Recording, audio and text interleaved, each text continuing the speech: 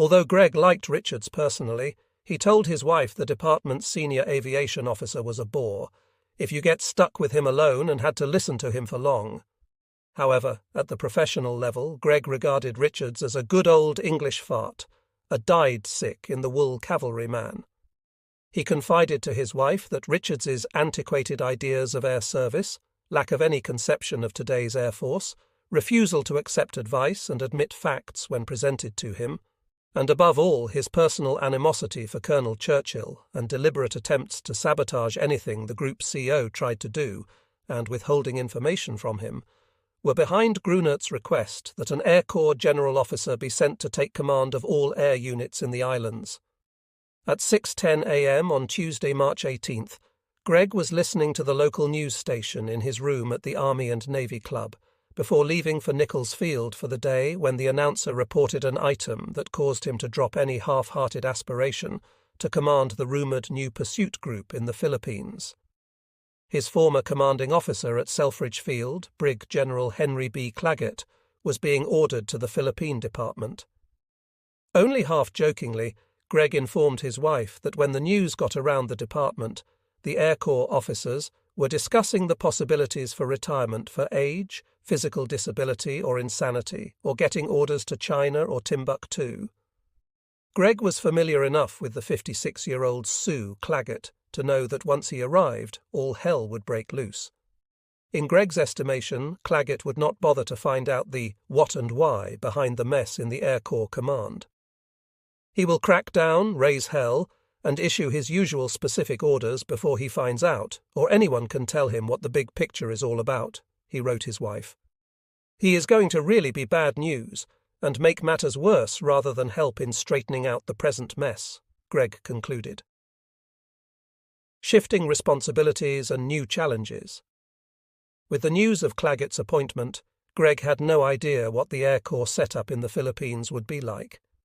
He had assumed the rumoured new pursuit group would be made up of the 3 days, 17th and 20th squadrons, but there were newspaper reports of 2 more pursuit squadrons en route to the islands.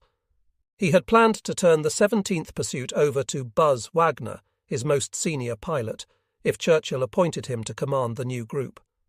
But with Claggett coming to head up air operations, Greg no longer was interested in being a group commander. Besides, he figured the old devil would not want him on his staff. That afternoon and evening, after finishing his squadron commander duties and other administrative tasks for the day, Greg buried himself in concluding a major responsibility that had been passed on to him 2 months earlier. Through channels, General Grunert had personally asked Greg for a complete report on the minimum air force required to ensure air supremacy for the defence of the Philippine archipelago, as it was to be entitled. To Greg, it appeared that his first report on the air defence of the Manila area apparently was too well received, so now he was stuck with this new request for a plan that would provide broader coverage.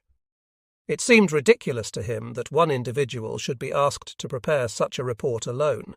Hell, the War College, the War Plans Division of the War Department, and the General Staff in the Philippine Department have all been working on such a plan for at least 15 years, and with the G2 information and technical assistance they had available, he complained to his wife. Now he was being tasked to accomplish the job in 2 months, and to do so with only whatever information he had at hand. Earlier, Grunert had given him a single report from the War Department outlining lessons learned from the Battle of Britain. The report, written by an Army Air Corps observer in England, was all the General had received in response to his request that the Adjutant General provide information for Greg's study. Anyway, it was just a silly damned board report that does not mean a thing and that no one will pay any attention to, Greg wrote to his wife while in a pessimistic mood. In his estimation, a troop of Boy Scouts flying kites could take these damned islands and not have a shot fired at them. Nevertheless, when he turned his report in on March 20th, Greg was convinced his final effort was more practical and workable than anything he had seen in the Philippine Department's files. In it, he proposed a Philippine Air Force composed of 1 long-range reconnaissance squadron, 1 bomb group consisting of 1 heavy and 2 medium squadrons, 2 pursuit groups of interceptors, and 1 pursuit group of fighters. Although Gregg was unaware of Vandenberg's efforts in Washington to develop a plan for the Philippines' air defense, his conclusion that 3 pursuit groups were required exactly matched that of his counterpart at Air Corps headquarters. Early in the afternoon on Friday, April 4th, Brig General Henry B. Claggett eased his corpulent frame into a chair as Air Vice Marshal Hugh Dowding prepared to address a group of 63 officers assembled in a large room at the newly established Air Defense School at Mitchell Field, Long Island. It was Claggett's 10th day at the Special Course on Air Defense, arranged by the General Headquarters, GHQ Air Force, to indoctrinate Air Corps, Signal Corps and Coast Artillery officers in the latest thinking on the subject. All of the officers attending the 3-week course, which had begun on March 25th, were to be assigned to the various army zones in the continental United States and overseas territories upon its completion. Claggett was being prepared to assume his new position as Air Commander in the Philippine Department. General Arnold had personally picked the Selfridge Field Commander for the job in response to General Grunert's request for a general officer to take over his growing Philippines Air Force. Claggett would also be responsible for setting up the island's aerial defences, which explains why he had been detailed to attend this course. After Dowding spoke briefly on the aerial defence lessons of the Battle of Britain, a committee of students responsible for drawing up an air defence plan for the Hawaiian Islands presented its report to Dowding for his reaction. The team of 4 Air Corps, Signal Corps and Coast Artillery officers explained its plan in front of all the other attendees. It covered the integrated use of Signal Corps radar units, the interceptor force of pursuit aircraft, and radio communications.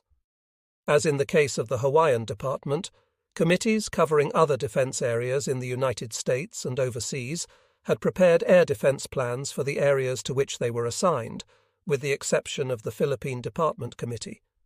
The course's organizers had decided there was not enough time to bring in Philippine Department staff to attend the course and develop a plan.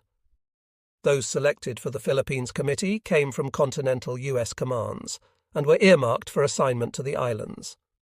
Dowding must have been disappointed that no aerial defence plan for the Philippines had been prepared for his review, and certainly Claggett no less. But at least Lieutenant Colonel Willis Taylor, the chairman of the Philippines Committee, was being assigned to the islands from his previous staff position with Claggett at Selfridge Field. Taylor was considered highly competent and would be able to advise Claggett on his Air Defence Command duties, the other part of the double duty, which included command of the new Philippine Department Air Force, PDAF.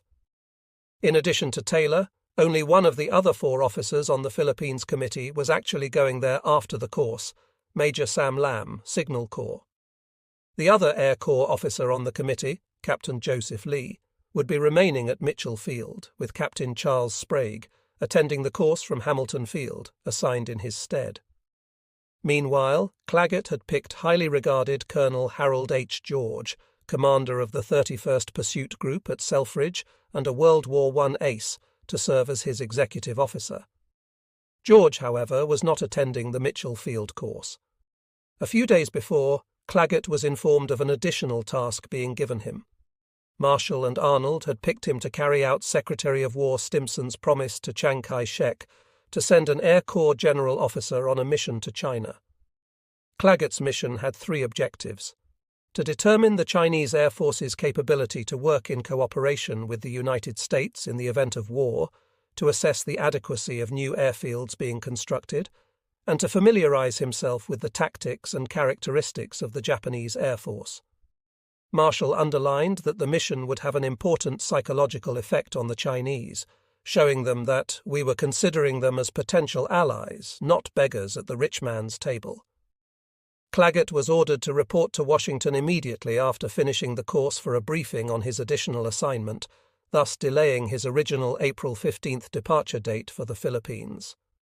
The State Department had already issued him a passport as Assistant Military Attaché at the American Embassy, Chungking, and arrangements were being made for Chinese, British and Dutch visas, the last 2 covering possible visits to Hong Kong and the Dutch East Indies. Meanwhile, General Grunert anxiously awaited Claggett's arrival in Manila. He was looking forward to his new air commander assessing the Philippine Department's aerial defense needs and making the best use of what we have. Grunert, however, had not been informed of Claggett's China mission and of the concomitant delay of his arrival in the islands. The Army's top brass were at the Pan American Terminal at Cavite, south of Manila, to welcome the silver Boeing 314 Clipper that had just landed on Canacao Bay. On board the gleaming amphibian were General Claggett and his executive officer, Colonel George, who were finally arriving to assume their new posts in the department. It had taken 13 days following their departure from California on April 21st to reach the Philippines. 10 colonels, Harrison Richards and Lawrence Churchill, were there to greet the new arrivals as they debarked from the Clipper, but not Major Gregg and other second echelon officers. Not having been invited to the official reception party, Gregg had decided to head down to the Taal Vista Inn at Tagaytay, on the rim of the crater around Lake Taal, south of Manila, to spend his day off with Major Robbie Robertson, the commander of the 3 days pursuit squadron. At any rate, he had earlier arranged for the Clipper to be escorted in by an 18-ship formation of P-26As, which clustered around the immense flying boat like flies. He was later informed that the pursuit pilots had put on a show that pleased Claggett and George. Gregg and Robertson arrived back at the Army and Navy Club from their Tagaytay excursion at 10 p.m. and ate dinner there together. Hal George roamed in about midnight, while Gregg and Robertson were having a nightcap. Reunited after such a long time since their days at Selfridge together, Gregg and George sat around reminiscing and discussing the Philippine Department Air Corps setup and problems until 4:15 a.m. before turning in. After only 2 hours' sleep, Gregg was up again and down at Nichols Field to take care of essentials. Then he went back to the club and over to Pier 7 on Manila Bay opposite the club to see off the USAT Republic at noon. Philippine Department dependents with East Coast destinations were being repatriated, and Gregg was there to say goodbye to the wives of Air Corps personnel who were shipping out. No 17th Pursuit officers' wives were leaving, just those of the squadron's non-commissioned officers, NCOs. The outwardly reserved Gregg felt awkward as the Air Corps officers and men spent their last emotional moments with their spouses. Les and Kay Maitland both bawled like babies for half an hour before the Republic pulled out. After the ship's departure, Gregg joined the new Grass Widowers back at the Army and Navy Club, where all proceeded to drown their sorrows. Breaking away from the crowd in the Blue Room later that afternoon, a sleep-deprived Gregg started toward the stairs to his room in anticipation of a shower and a long siesta. It was not to be. He bumped into Sue Claggett in the lobby. The newly arrived general cordially greeted his former 17th Pursuit commander at Selfridge, and the two then proceeded to the men's bar for a shoal cup and what Gregg hoped would be a short chat. No such luck. The old man was in a garrulous mood and kept firing questions at Gregg. Even though 5 other Air Corps officers who had served with Claggett soon joined the twosome, most of the conversation was directed at Gregg. Claggett finally excused himself at 5:30, and Gregg at last headed up to his room.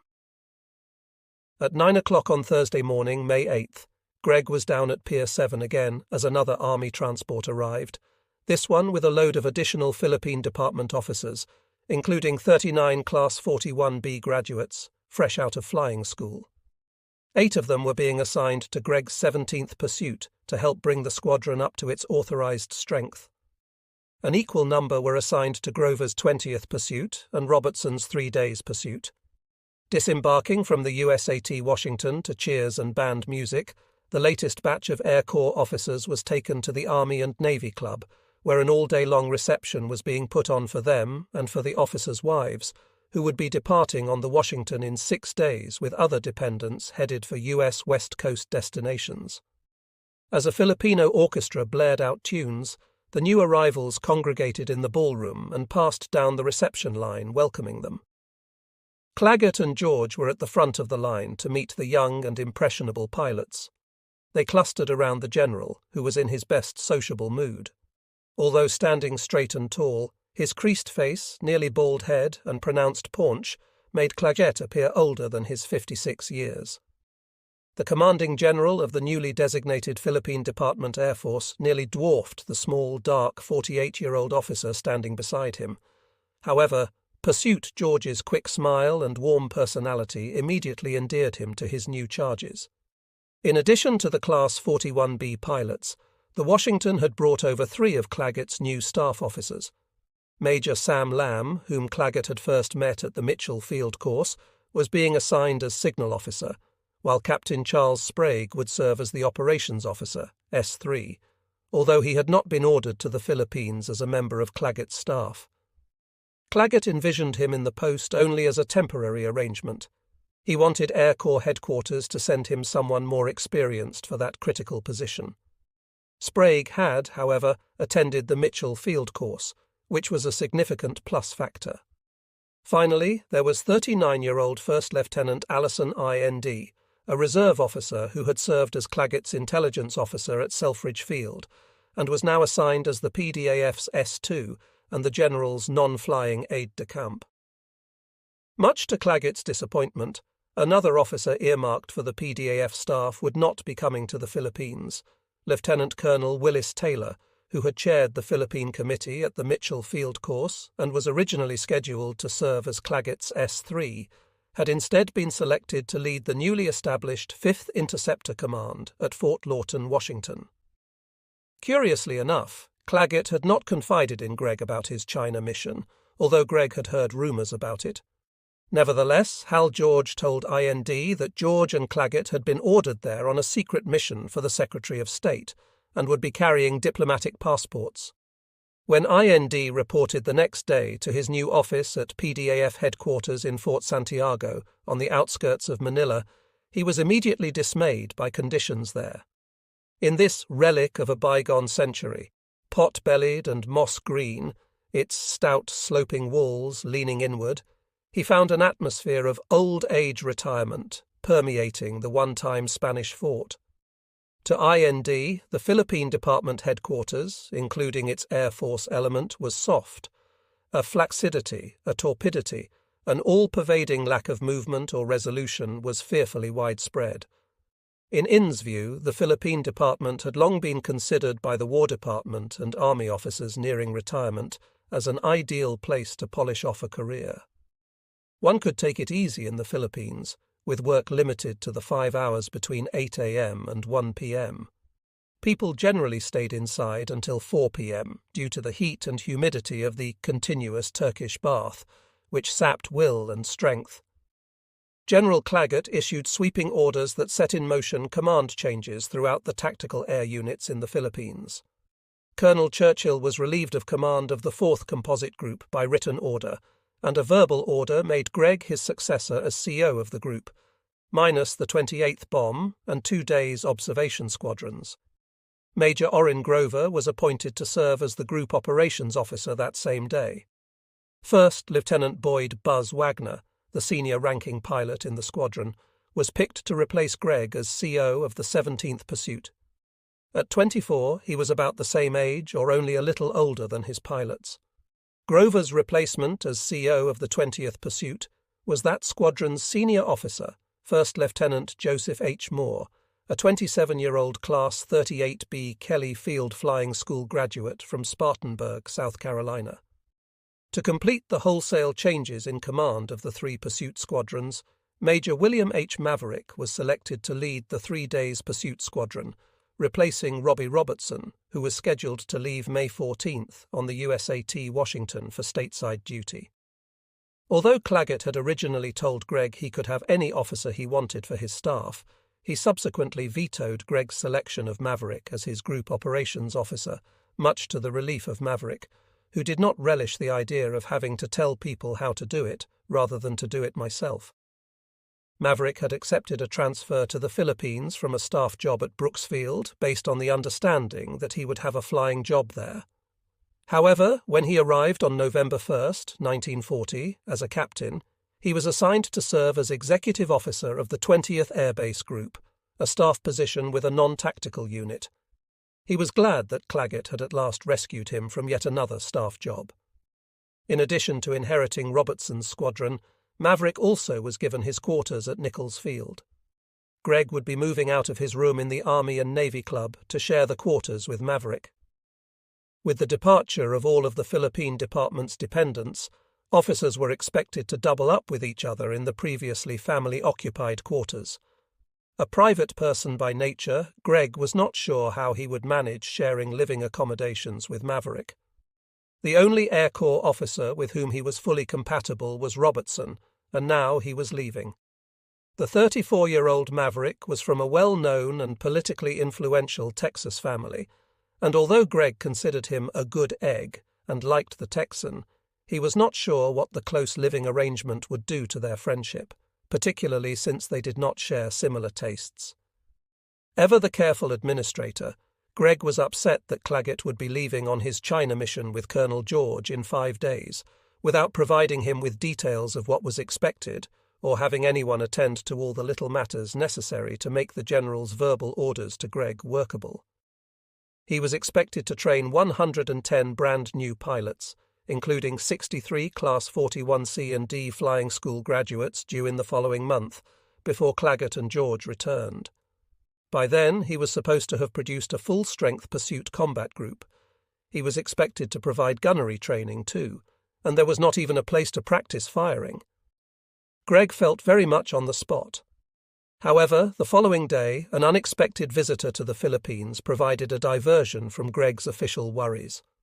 Ernest Hemingway was a special guest at a despedida beer party for Robertson, arranged by his squadron's enlisted men at their mess hall at 1 p.m., to which Greg had been invited.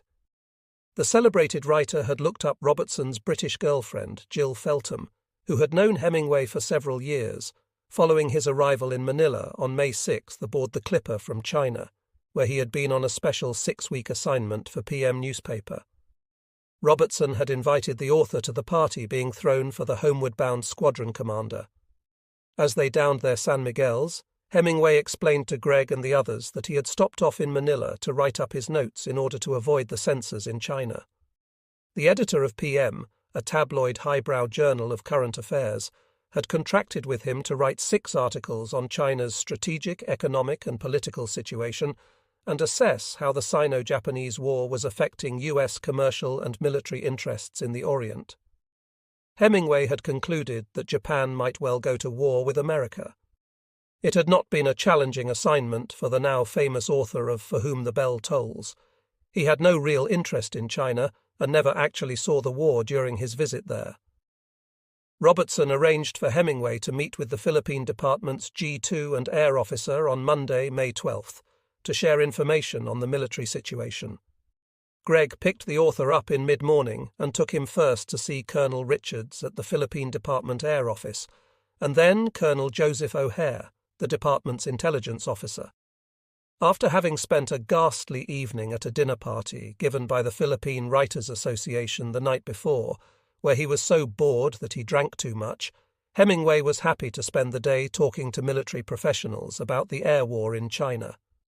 Greg and Maverick then arranged to spend much of their free time with Hemingway until his scheduled departure for the United States on the May 15th Clipper. Hemingway told Maverick that he remembered Maverick's father from the last war and that he hoped to see him in San Antonio. Greg regretted not having a copy of For Whom the Bell Tolls for Hemingway to sign. Greg found the author to be quite an interesting chap, and Maverick considered him a marvellous fellow, a real genius with a striking personality. The day Hemingway flew out of Manila, Greg was again fully occupied with the responsibilities of his new position as commander of the 4th Composite Group. At 10 a.m., he proceeded down to Nichols after a stopover at Philippine Department headquarters to convene his first meeting with his staff and squadron commanders. As first lieutenants, Buzz Wagner and Joe Moore were very junior to be assigned as COs, but Greg had earlier suggested them to Hal George to command their squadrons based on their demonstrated capabilities.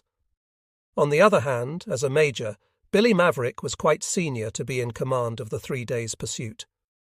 Greg figured Claggett had given him the job because he wanted someone with some rank to remain as senior pursuit commander. After the conference, Greg went back to his room at the Army and Navy Club and began the tedious job of packing and weeding out papers for his move to the Nichols Field Quarters. By 2 p.m. the next day, he was settled in his new home. Both he and Maverick were happy to have the set of quarters to themselves, instead of having to share it with a third officer, which was the usual arrangement following the dependent's departure. But Greg, after living in relative comfort at the club, thought the quarters were not so hot. There was just some GI furniture and Maverick's personal items to fill the rooms. Greg, meanwhile, had nothing but my bed, books, and a 35-peso electric fan he had bought that day at the PX for the front bedroom and front porch room that adjoined it. He was not feeling well. His teeth were still bothering him. He really needed to find a good time to have them pulled out. At Clark Field, Ted Fish was also going through a period of adjustment following his wife Mimi's departure on the USAT Washington. The day before Greg and Maverick shifted to Nichols Field quarters, Fish moved out of his married officers' quarters at Fort Stotzenberg and into officers' quarters he would be sharing with his 28th Bomb Squadron mate and close friend Perry Franks, who had arrived with Fish in July 1939 and had originally been assigned with him to the 3 days pursuit squadron at Nichols Field. Fish felt comfortable in his new bedroom. A nice breeze blew through it. The departure of his wife of only 1 year was particularly depressing for the young officer from Oregon, however. The 28th's pilots had flown their B-10S out over Manila Bay to see the Washington off, but Fish did not go along. He did not want to feel any worse than he already did. A few days later, 2 more 28th Bomb Squadron pilots moved in with Fish and Franks. First Lieutenant Roland Barney Barnick and Captain Erickson S. Nichols. Like Fish and Franks, Barney had come over in 1939 and served initially with the 3 days pursuit too.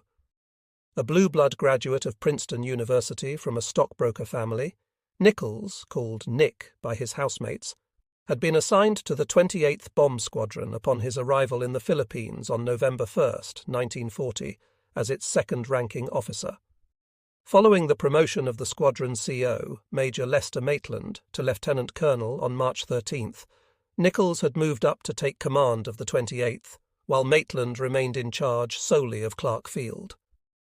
On May 20th, Fish and Barnick checked out the first B-18 delivered to the Philippines.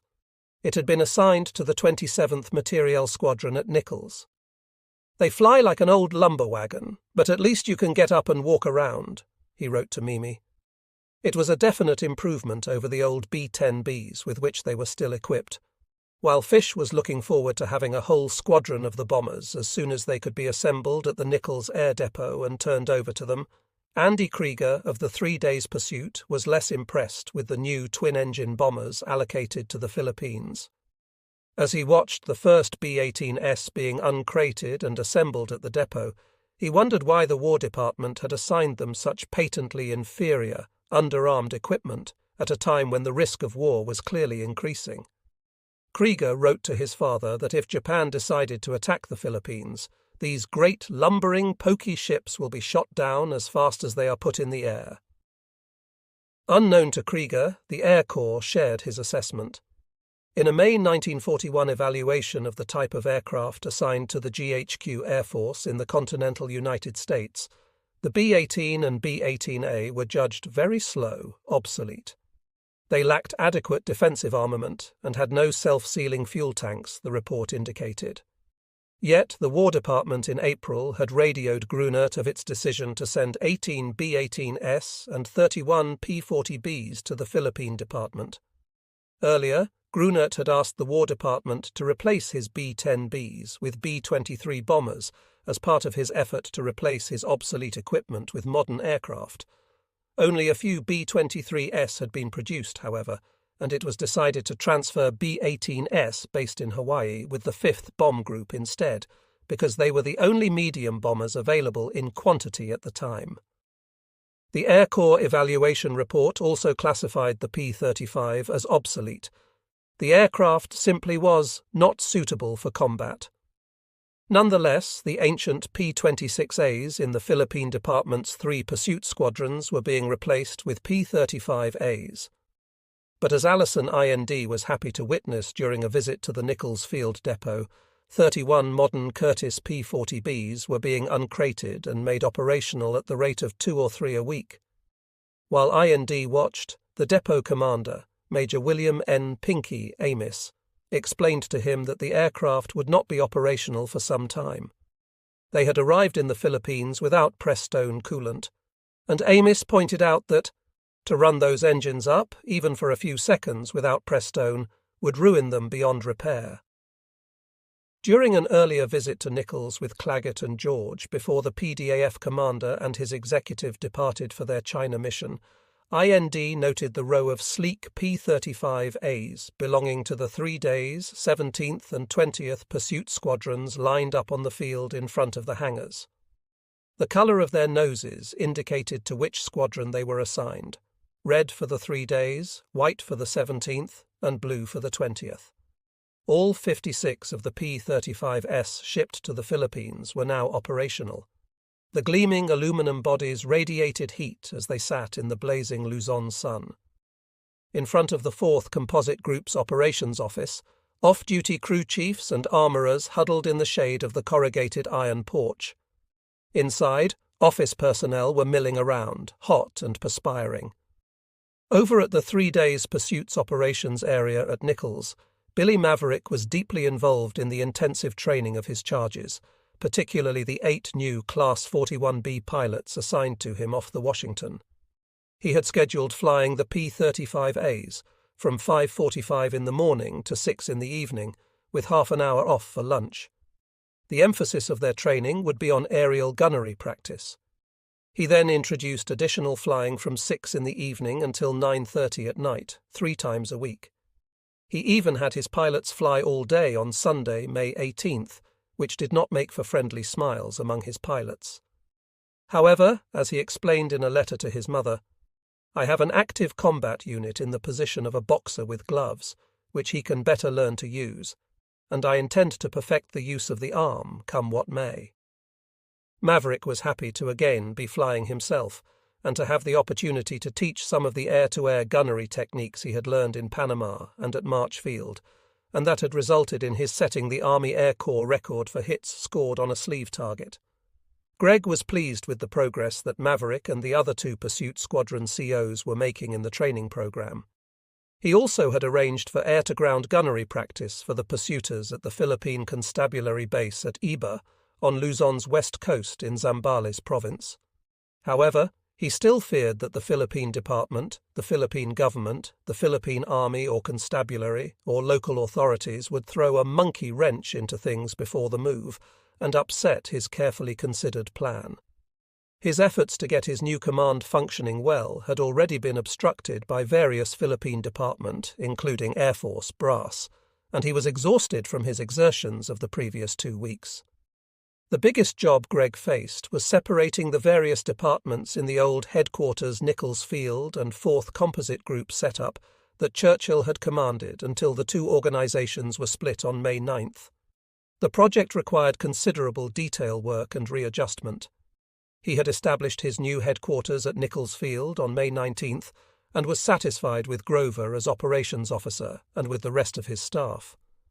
Churchill, who now commanded Nichols Field only, left most of the details to his subordinates, and cooperated with Greg on policy matters under the new arrangement, despite being sensitive over his demotion by Claggett. Greg's living arrangements with Billy Maverick also were working out well. Although it was quite a temptation, the 4th Composite Group CO and the 3 days Pursuit Squadron CO refrained from discussing official matters in their quarters, despite the many problems they shared in their official capacities. Maverick made it a point never to mention happenings at the post that may not have come to Greg's attention officially, unless it was something that is being done against the best interests of the 4th Composite Group by parties not connected with it. And, as Greg was experiencing, there were enough instances of that to thwart his efforts. On Wednesday evening, May 21st, the 17th Pursuit Squadron invited Greg to the squadron mess for a farewell dinner. All of the squadron's current officers, as well as those who had come over with Greg and were now dispersed among other squadrons, except those now stationed at Clark Field, were at the dinner, as well as the senior non-coms and enlisted men who had come from Selfridge with Greg. The mess tent was too small to seat all of them at once, so the squadron arranged for 2 sittings. Greg's successor, Buzz Wagner, gave a very good and touching speech. He then presented Greg with an engraved metal plaque with pilot's wings in the centre, the inscription above, and the 17th snow owl insignia below, mounted on a wooden back in a sharkskin case. Although Greg had not prepared for the occasion and had been too busy even to think of anything to say, he managed a speech of acceptance and au revoir.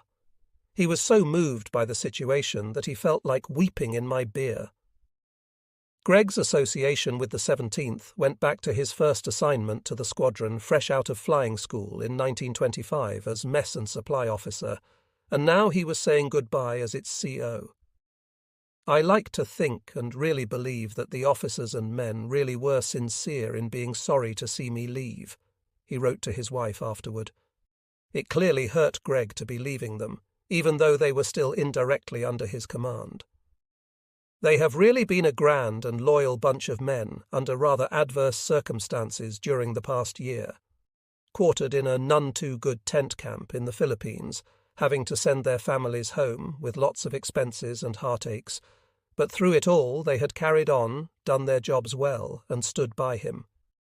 The evening air was steaming as the squadron commanders and higher-ranking Air Corps officers based in the Manila area assembled in the PDAF office at Fort Santiago, squirming in the suffocating heat and humidity that permeated the room. They had been called together by Colonel Richards, the ranking Air Corps officer in the Philippines while General Claggett was in China, to hear the assessment of an RAF officer who had just completed a tour of Air Corps activities in the Philippines. Group Captain Lawrence Darvall, the air officer on the staff of Sir Robert Brooke Popham, Commander-in-Chief of British Army Forces in the Far East, had arrived in Manila via Clipper from Singapore on May 29th, accompanied by Major Jacobus Wegner of the Dutch Army and Lieutenant Colonel F.G. Brink, the U.S. military observer in Singapore. During their unofficial visit, they met with General Grunert and Admiral Hart and visited several of the posts and airfields on Luzon. The 42-year-old British air officer's opening remarks electrified the gathering. You will understand, I am sure, if I say that it is my belief that a sudden determined enemy attack would reduce the effectiveness of your present Air Force practically to zero. To Allison IND, who was serving as the PDAF's intelligence officer, Darvall's words seemed to snap home like machine gun bullets among the attendees. Sitting in front of IND, Major Greg appeared deep in thought as he tapped the ashes off his cigarette in its inevitable holder, but showed no sign of emotional reaction to Darvall's assessment. Major Richard A. Grussendorf, Colorado of the 19th Air Base Squadron at Nichols, had his head down, his eyes fixed on the office's concrete floor as he drew deeply from his cigarette. Colonel Churchill's face was immobile. Major Grover seemed to be taking in Darvall's words and digesting them. You must have more airfields, Darvall asserted. There were only 2 fields from which bombers could operate, and only 2 that could handle modern fighters, including Nichols. You must have alternative airfields to which harassed airplanes can run for servicing and get out into the air again, their British visitor maintained. In Darvall's view, one heavy bombing attack on Nichols could cripple the PDAF's entire repair facility capacity, since all of the depot's equipment was centred in hangars, which made perfect targets from the air. His audience knew that Darvall was speaking the truth. Nothing that he stated was unknown to them. However, in the oppressive conditions of the crowded office that night, they were more concerned that he finish up his oral assessment and let them escape to their cooler quarters. Their British visitor would be sending them a written report of his visit that would provide a detailed statement on Luzon's aerial defence problems that they could study at their leisure. No one knew better than Greg the weaknesses of the setup in the Philippines that Darvall had pointed out. 1 month earlier, in the Air Corps Annex to the Philippine Defence Project document, 1940 revision, that he had helped to prepare, a total of 14 airfields was deemed necessary for central Luzon, in addition to those at Clark and Nichols, to allow for proper dispersion of the 4th Composite Group's aircraft. All should be at some distance from the coast to avoid being caught by a surprise attack from the sea. 13 suitably located airdromes were already in existence, but most of them required considerable work and enlargement to make them suitable for bombardment aircraft. A major item was the extension and improvement of Nichols Field by paving and draining the east-west runway, which at present was usable only during the dry season, grading a new northeast-southwest runway, and improving the existing north-south runway by filling in the low area. Clark Field was to have its east-west runway extended 2,000 feet and its north-south runway 600 feet.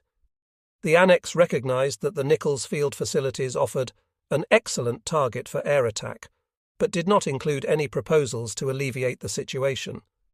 According to the air defense plan included in the document, in the event of hostilities, the 108 aircraft of the 4th Composite Group's 5 tactical squadrons would operate from widely dispersed and frequently changed landing fields and carry out continuous reconnaissance in an effort to locate enemy land, naval, and air expeditions. When conditions were favorable, they would attack targets of opportunity and, as coordinated with the Navy, patrol the entire coast of Luzon and Mindoro at least once a day. The Philippine Army Air Corps' assets would be mobilized as part of this force. Darvall had not brought the subject up during his presentation, but the Philippine Department was also concerned about the lack of anti-aircraft protection afforded its airdromes. During his visit to Nichols Field in May, IND saw no evidence of airdrome defense whatsoever for the second most important airfield in the Philippines, not even a machine gun, to say nothing of anti-aircraft artillery. In response to Grunert's pleas, the War Department in January had approved the shipment of 23-inch anti-aircraft guns, in addition to 4 that had been shipped in October 1940. But they were not scheduled for shipment until April 1st. 3 days after the meeting with Darvall, Grunert received a radiogram from the War Department in response to his March 14th request for 2 additional pursuit squadrons and 1 additional bomb squadron as his most urgent needs to beef up his inadequate air force. On May 10th, he had informed the War Department that he would soon have adequate landing fields to accommodate such an increase in his air strength. Now, however, the War Department informed him that, as the situation appears at present, it will not be possible to assign additional air units to the Philippine Department in the near future. He would have to make do with the squadrons on hand. 1 month earlier, in a radiogram sent April 15th, the War Department had indicated that no additional aircraft would be assigned beyond the P-40Bs and B-18As SIC already under shipment order, except for 10 Curtiss 0, 52 Owl observation planes scheduled for later shipment. Back in Washington, Major Hoyt Vandenberg in the Air Corps' Plans Division no longer was pushing his views on the aerial defense of the Philippines, unwanted as they were by the War Department. Dowding had returned to the United Kingdom in early May, without ever having been approached on the possibility of serving as an advisor to the Philippine government on air defense build-up, as favoured by Vandenberg and his aide, Lieutenant Burt. Although the War Plans Division never solicited Vandenberg's views, he noted the decisions the War Department made in response to Grunert's continuous requests for materiel and personnel reinforcements to build up his air defences. Not surprisingly, he thought they were totally inadequate. Then, on June 5th, he came down hard on a WPD-prepared study entitled Air Force Requirements, on which the Air Corps had not been consulted. In a memo to the WPD that he prepared for General Brett's signature that day, he repeated the General Air Corps lament that it was not afforded the opportunity to study war plans drafted by the WPD that served as the basis for estimating the accuracy of any objective. Specifically, he wanted to know what basis the WPD had used to determine the size of the air force required to gain decisive superiority over the Japanese, as outlined in the WPD study covering air requirements for the Far East Theatre. Clearly, Vandenberg was still galled at being excluded from any planning for the Philippine Department's aerial defense, a subject he had specialized on since his War College days in 1939. Continuing, Vandenberg took up the Air Corps' long-standing criticism of the outdated War Department thinking regarding the proper use of air power. Wars could only be won through offensive action, which meant adequate bombardment aviation was essential. He asserted defense pursuit interceptor operations. Defence pursuit interceptor operations are vitally necessary when we are in no position to wage an offensive air war. However, if America were committed to winning a war rather than just staving off defeat, no plan should be predicated on building up a defensive arm at the expense of an offensive arm, he concluded. While Vandenberg's views represented the Air Corps' position on the use of air power in general, they also formed the basis of his 1939 plan for a combined offensive-defensive air strategy for the Philippines. If the Japanese attacked the islands, he reasoned, they should not only expect to be engaged in American defensive operations over and approaching Philippine territory, but also should expect being bombarded on their own soil. On this position, he clearly retained the support of Air Corps decision-makers.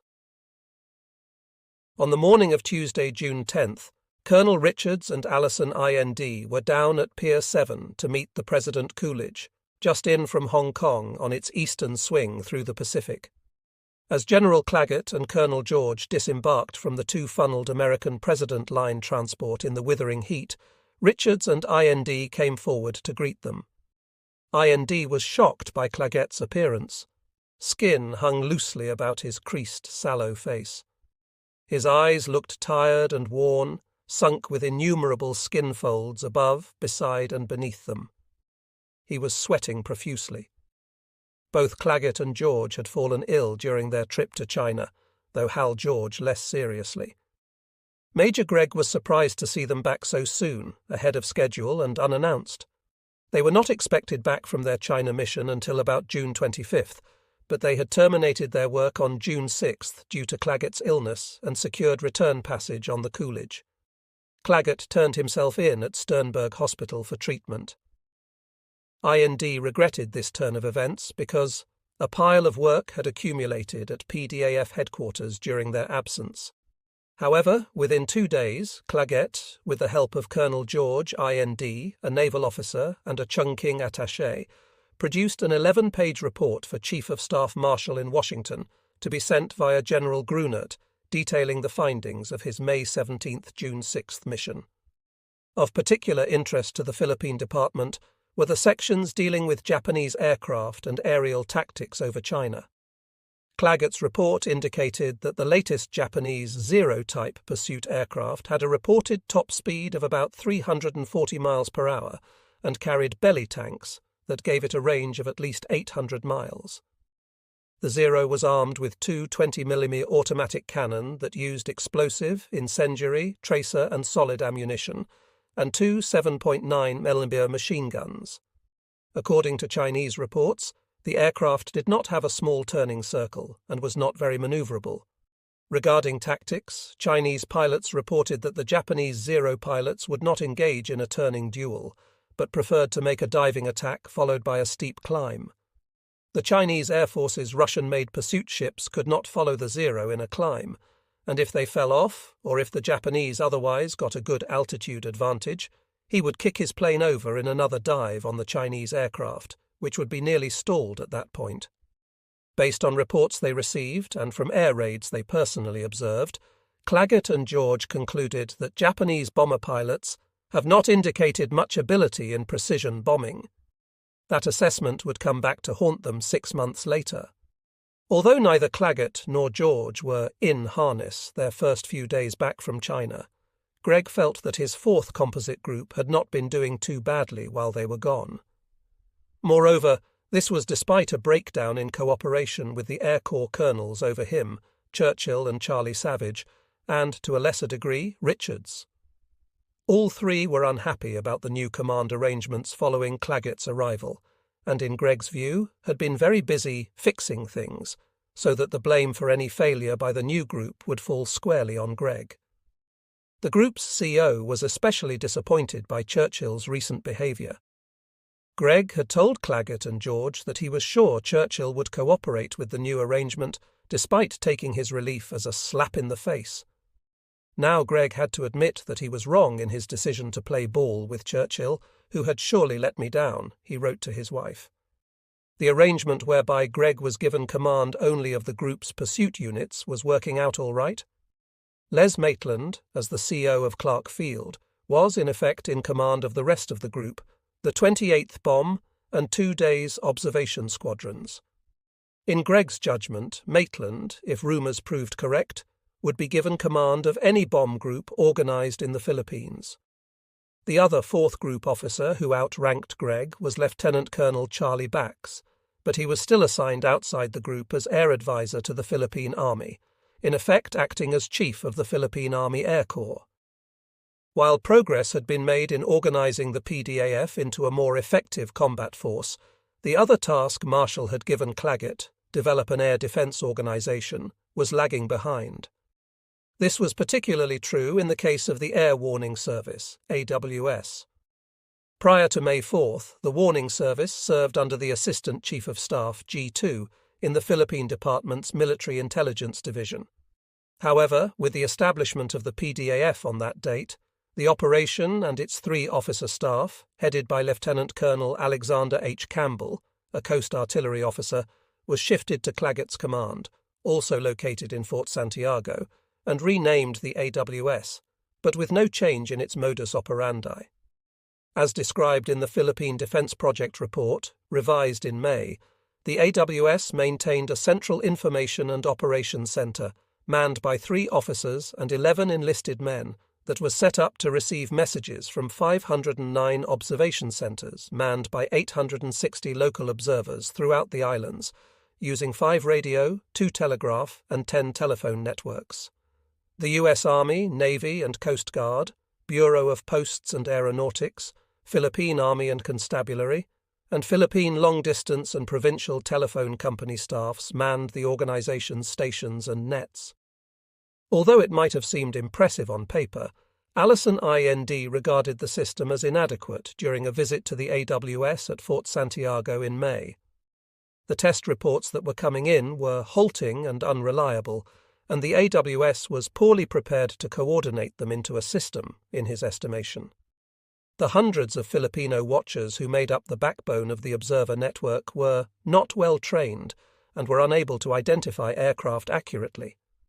The tasks of relaying telephone calls over great distances and ensuring that the interpreters at the Fort Santiago Message Center could understand the faint messages coming over the lines and relay them properly to the Information and Operations Center were really beyond the system's capacity, in IN's view. The only piece of equipment IND found in the AWS room was a big electrically lighted map of the Philippines used as a plotting board, with twinkling lights indicating the origin of warning messages. Grunert was understandably dissatisfied with this primitive arrangement, and in September 1940 had asked the War Department to install a more modern system. On January 9, 1941, the Philippine Department Commanding General informed the War Department by memo of his top priority requirement for a complete mobile AWS, with sufficient equipment and personnel for 5 detector stations. In mid-January, the War Plans Division indicated to Marshall that a complete AWS for the Philippines would require 8 fixed and 2 mobile detector stations, plus an information center. It called for a minimum of 1 fixed and 2 mobile detector stations, and an information center to be provided to Grunert at once, and that $500,000 be allocated to the Philippine Department in fiscal year 1941 for that purpose. By early June, Grunert still had not received the promised new equipment. Now, however, a new problem was beginning to cause him headaches. His command was suffering from an intense morale problem that he had informed Marshall on June 2nd was probably greater than in any other Army command. It had been triggered the month before by the repatriation of officers' families, Grunert explained. The Philippine Department commander was taking a tough stance toward the situation, which he thought involved mostly young reserve officers. With a few months' education and a bit of discipline, they will shake themselves into harness, he argued. Work, and plenty of it, together with a bit of sympathy, seems to be the best cure.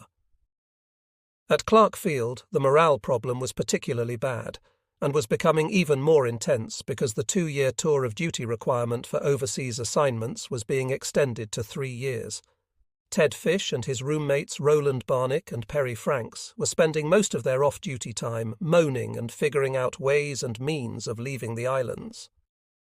Fish had written his father-in-law inquiring if there was any way he knew of to get him out of this hellhole. Concerned about the morale in his command, Clark Field Commander Les Maitland had accepted a suggestion submitted by Captain Maurice Moe Daly in early May that Maitland order all the enlisted men and officers at Clark to grow beards to inject some humour into the situation at the base. By mid-June, the beards were beginning to show up in all shapes, sizes and colours. Fish regarded his as one of the best on the post. Just as Grunert had expected, added work was keeping officers such as Fish and his 28th Bomb Squadron colleagues too busy to dwell on their personal situations, although only during duty hours. 16 of the B-18S had been delivered to the squadron, and Fish was busy checking out the younger pilots in them. He still regarded the bombers as regular old lumber wagons, but they were excellent for twin-engine flight training.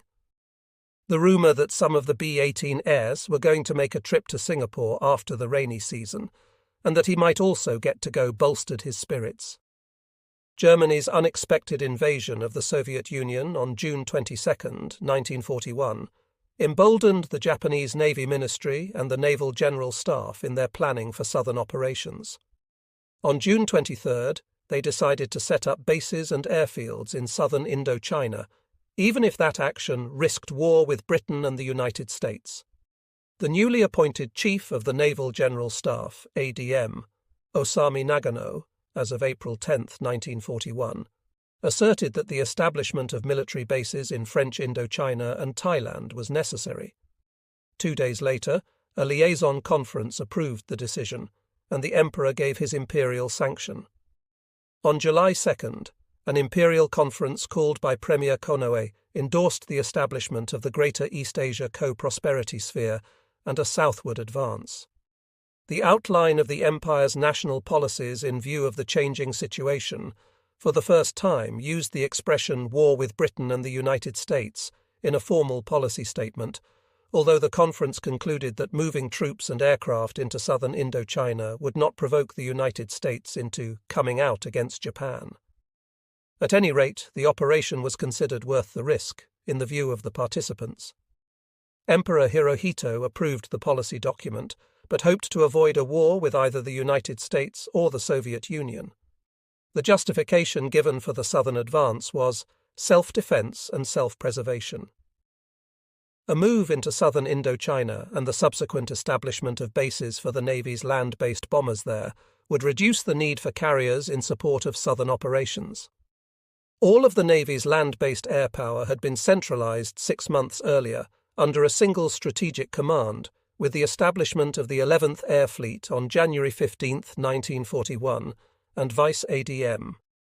Takajiro Onishi began preparing its pilots in April for an attack on the Philippines. Following negotiations with Vichy France, more than 40,000 Japanese troops began entering and occupying southern French Indochina without incident on July 25.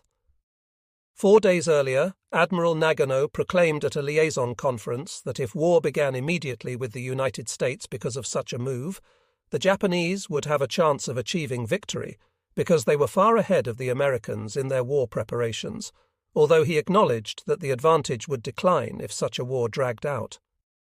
Nagano also argued for the seizure of the Philippines to make it easier for the Navy to carry on the war. His statements displeased Hirohito. The Emperor knew that the Navy's preparations were by no means sufficiently advanced to take on the United States at that time.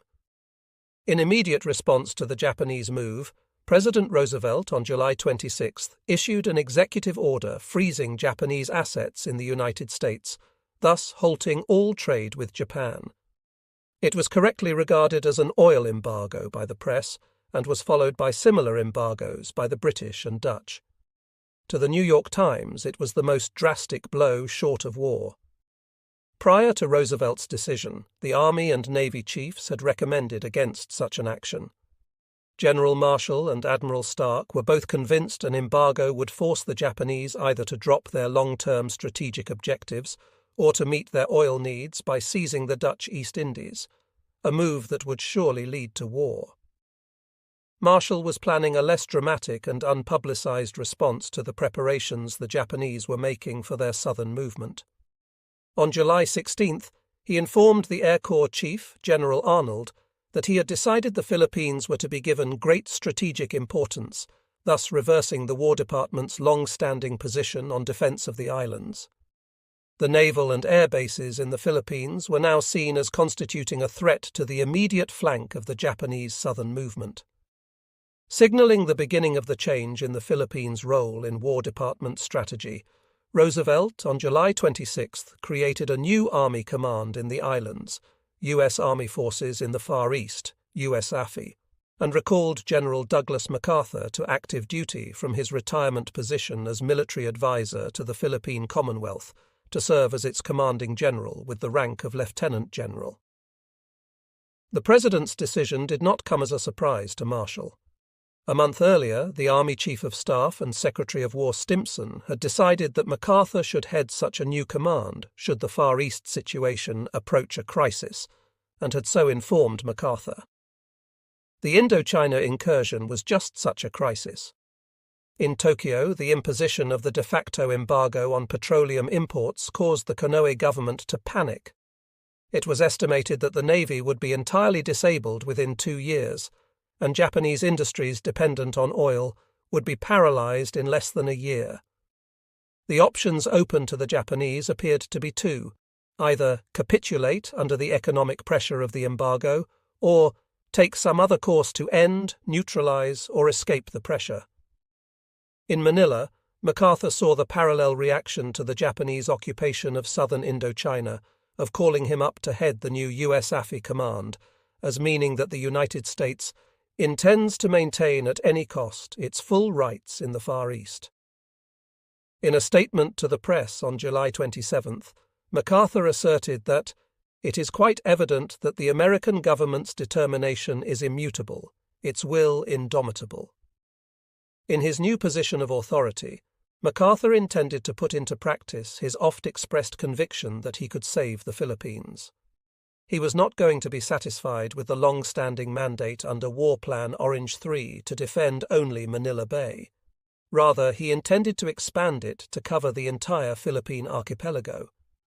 Following Emperor Hirohito's ratification of the Southern Advance at the Imperial Conference on July 2nd, liaison conferences were held on several occasions. Such meetings now fully usurped the Cabinet's decision-making function. After each meeting, Konoe and the Army and Navy Chiefs of Staff briefed the Emperor on the latest developments in the crisis. In August, Hirohito became very familiar with the Navy's argument that the embargo was gradually weakening Japan's military strength and that it was desirable to opt for an early commencement of hostilities. Rear Admiral Sokichi Takagi, a Navy leader with particularly close ties to the palace, convincingly expounded this view. On August 8th, he told a palace representative, "If Japan lets the time pass while under pressure from lack of materials, due to the oil embargo, we will be giving up without a fight. If we make our attack now, the war is militarily calculable and not hopeless. But if we vacillate, the situation will become increasingly disadvantageous for us." Hirohito had begun to believe that military considerations should determine whether the decision should be made to undertake a new war, and was relying on the Army and Navy high commands to provide the details necessary for him to make such a decision.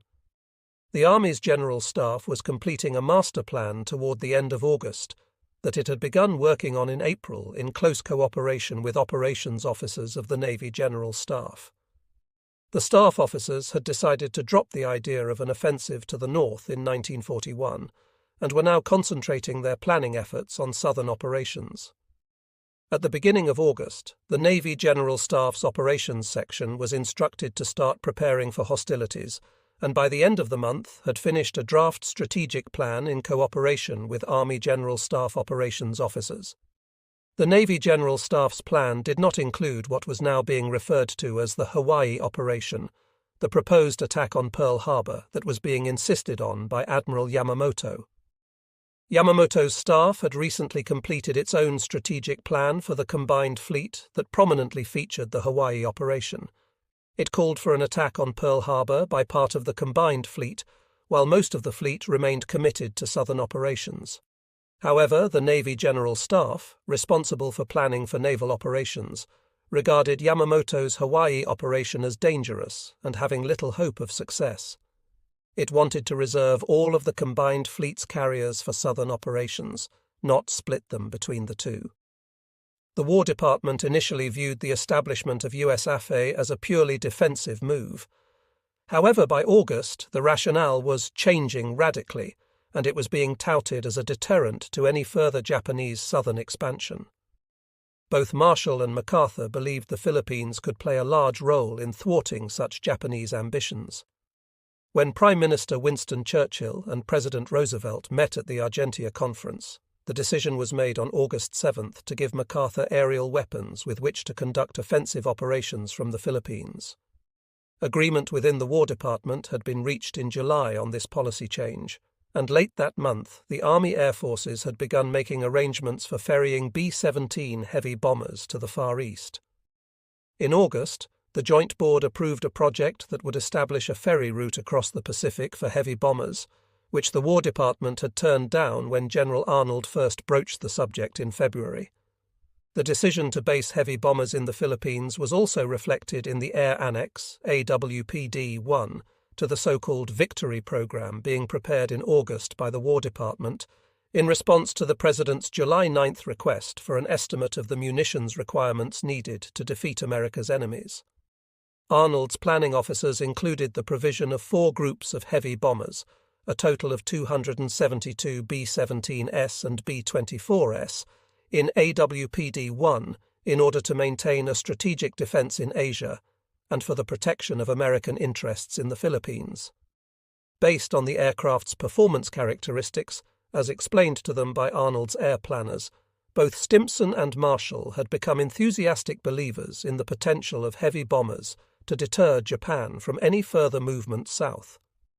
With the safe arrival of the first 9 B-17S in the Philippines on September 12th, Stimson recorded in his diary that the B-17 has completely changed the strategy of the Pacific and lets American power get back into the Philippine Islands in a way which it has not been able to do for 20 years. At the Joint Board meeting on September 19th, Marshall maintained that the B-17 build-up in the Philippines would have a profound strategic effect, and it might be the decisive element in deterring Japan from undertaking a Pacific war. A week earlier, he had informed his Navy counterpart, Chief of Naval Operations Harold Stark, that the B-24S being transferred to the Philippines can reach Osaka with a full load, 14,000 pounds of bombs, and Tokyo with a partial load. Although no one was acknowledging it, War Department policy now embraced the approach proposed by Captain Hoyt Vandenberg and endorsed by Air Staff Chief Karl Spaatz in September 1939 regarding the use of offensive air power in the Philippines to deter Japan's southern ambitions. In early September, Tokyo introduced a time element into the government's strategic thinking. A national policy document was submitted and adopted at the September 3rd Liaison Conference. It provided that the Empire, for its existence and self-defense, shall complete war preparations by about the latter part of October, with the resolve not to hesitate to go to war with the US, Great Britain, and the Netherlands. Furthermore, if by early October there was no prospect for achieving the government's demands through diplomatic negotiations, we shall immediately decide to initiate war with the US, Great Britain, and the Netherlands. At the Imperial Conference held 3 days later, Hirohito was presented with the decision made at the Liaison Conference. In the most important decision of Hirohito's life, the Emperor gave his sanction to the outline to carry out the national policies of the Empire, generated at the Liaison Conference. Moreover, he did so with misgivings, without an optimistic prospect of victory, or even any notion of the course a protracted war might take. As provided for by the outline, all of the participants at the Imperial Conference had to complete their war preparations by the last 10 days of October. If by early October there appeared to be no possibility of achieving their demands through the negotiations in Washington that began on August 6th, they would be obliged to make the decision to enter into war with the United States, Great Britain, and the Netherlands. Premier Konoe was becoming increasingly despondent over the course of events. He continued to hope for a diplomatic breakthrough to resolve the crisis. Admiral Yamamoto, seeking to ease Konoe's anguish, assured him during a visit on September 12th that if there was to be a war, he would do everything he could to force an early, decisive battle in which he would commit the entire combined fleet. If he won such a battle, a long war of attrition might be avoided, or the war even won. Following the Imperial Conference, the Army General Staff began preparing in earnest for southern operations. Earlier operational plans had to be recast. Men and materiel originally earmarked for China and the Soviet Union would have to be reassigned to support southern operations. On September 9th, General Sugiyama, the Chief of the Army General Staff, presented a detailed report to the Emperor on the Army's plans for southern operations. By the end of the month, following a full study by operations officers, the plans were virtually complete. 5 days before the Imperial Conference, the Navy General Staff had placed the entire sea service on a war footing. At the Imperial Navy Staff College, war games were held from September 11th-20, at which both the Southern and Hawaii operations were studied.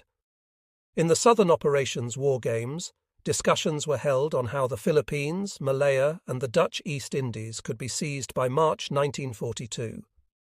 For the Hawaii operation, the combined fleet staff wanted all its carriers assigned to the Pearl Harbor attack, but the Navy General Staff refused the request. By the end of the war games, the naval staff remained strongly opposed to the Hawaii operation. The war games did not generate full confidence among the participants, and at least one key player thought they were entirely too theoretical. Admiral Nishizo Tsukahara, the commander of the 11th Air Fleet, whose land-based bombers and fighters would play a key role in the southern operations, thought the games seemed unrealistic and confusing. At a September 29th meeting of senior staff officers from the 1st and 11th Air Fleets, Tsukahara expressed concern that he was not being allocated adequate fighter protection for his bombers, and argued for strong carrier-based support from the 1st Air Fleet, whose aircraft were being earmarked by Yamamoto and his staff for the Pearl Harbor attack.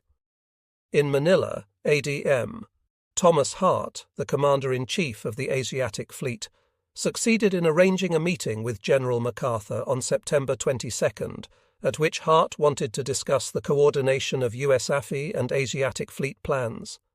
MacArthur seemed uninterested in Hart's plans and wanted to hold forth on his own instead. With a land force growing to 200,000 troops by April 1942 and an air force of 600 planes promised to him, he told Hart he planned to hold all of the Philippines except Mindanao. On October 1st, MacArthur wrote to the Adjutant General in Washington to seek a change in his defense responsibilities along the lines he had discussed with Hart. His strategic mission of defending only the entrance to Manila Bay by employing a citadel-type defense should be broadened to include the defense of the Philippine Islands. Due to the wide scope of enemy operations, especially aviation, he believed it was imperative to broaden the concept of Philippine defense. He believed his forces were sufficient to accomplish such a mission. Meanwhile, the War Department was thinking of an even wider role for MacArthur than defense of the Philippines alone. In a radiogram to the USAFI commander on October 3rd, Marshall expressed interest in the air defense of Australia, the Dutch East Indies and Singapore, as well as of the Philippines, and the need for cooperation with British authorities in the Far East to promote such a wider approach. Specifically, he wanted MacArthur to contact the British in Singapore at once to gain permission for the use of airfields at Singapore, Darwin, Rabaul, and Port Moresby by his B-17S. MacArthur was also asked to contact the Dutch for emergency use of their airfields in the East Indies. There was no need for MacArthur to take the initiative on the matter, though. That same day, Brooke Popham, the British commander in the Far East, and 3 of his staff officers arrived at Sangley Point, just south of Manila from Singapore, to resume conversations on regional defense plans with MacArthur, Hart, and Philippines President Quezon. Brooke Popham focused his attention on MacArthur, who he knew was no longer just Quezon's military advisor, but commander of all U.S. Army forces in the Philippines. Brooke Popham brought with him a copy of his most secret memo of September 19th and gave it to MacArthur. The document covered Brooke Popham's plans for defeating Japan. His strategy was to confine Japan to her own islands and sever its sea communications, while launching aerial attacks from Luzon and Vladivostok in the Soviet Union to destroy Japan's war industries. He also discussed with MacArthur his proposal to base an American expeditionary force in the area, where it would be more easily conveyed and supplied than if it were taken across the Atlantic. Brooke Popham was pleased to find in his discussions with the U.S. AFI commander that MacArthur is not thinking merely of local defence.